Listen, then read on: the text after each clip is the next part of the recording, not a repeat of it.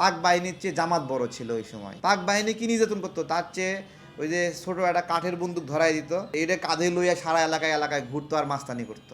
জামাত অনেক জনপ্রিয় হতে পারে, হ্যাঁ, অনেক লোকের কাছে জনপ্রিয় হতে পারে, কিন্তু সবার কাছে জনপ্রিয় যেই পরিবারটা ক্ষতিগ্রস্ত জামাতের দ্বারা।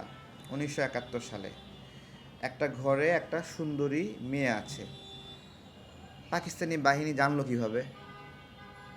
জানলো জামাত জানাইছে।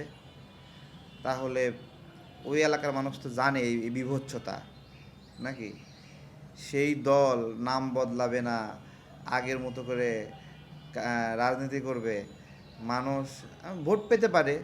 হ্যাঁ, অনেক মানুষ মনে করতে পারে যে ও পাকিস্তান বাহিনীকে সুন্দরী গৃহবধূকে দেখাই দিছে, তো যেহেতু সে আপনার হলো পাকিস্তান ভাঙার পক্ষে, তাহলে ঠিকই করছে। তো এইরকম যারা মনে করে তারা হয়তো বা ভোট দেবে। মুক্তিযুদ্ধে মুক্তি বাহিনীর বাড়ি দেখাই দিছে, তো ও তো দেশ ভাঙার ষড়যন্ত্রে লিপ্ত, তাহলে ওর বাড়ি দেখায় ঠিকই করছে। এইরকম যারা চিন্তা করে, এরকম মানুষ যদি অনেক হয় তাহলে অনেক ভোট পাবে। আমাদের ব্যর্থতা যে আমরা এই যে আমাদের মাদেরকে বোনদেরকে যারা পাক বাহিনীর হাতে তুলে দিল, ঠিক আছে, গণহত্যায় সাথে সম্পৃক্ত হলো, তাদেরকে আমরা সঠিকভাবে অ্যাড্রেস করতে পারি নাই। জীবিত মুক্তিযোদ্ধা অথবা ক্ষতিগ্রস্ত পরিবারগুলোর একটা ভালো রেকর্ডিং পর্যন্ত রাখতে পারিনি, যাতে আমরা এটা পরবর্তী জেনারেশনকে শোনাতে পারবো গল্পগুলো, যে কিভাবে এক পায়ের নিচে একটা ঠ্যাং দিয়ে আরেক পা ঠ্যাং ধইরা চিরা ফেলছে একটা বাচ্চারে পাক বাহিনী। হ্যাঁ, আর জামাত সেই কার্যক্রমের সহযোগী, তাই না? আর দেখবেন না অনেক সময় দায়ের চেয়ে আসারি বড়, তো পাক বাহিনীর চেয়ে জামাত বড় ছিল ওই সময়।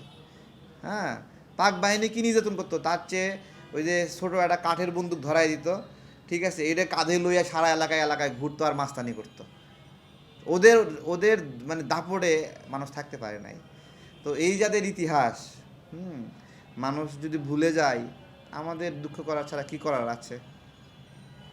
আমরা দেখলাম পরাজয় হয়তো বা জয়ী হয়ে যাবে, যেমন ডাকসুতে জয়ী হয়ে গেল, ডাকসুতে বিজয়ী হয়ে গেল, কি ছাত্ররা এদেরকে ভোট দিল, তাই না?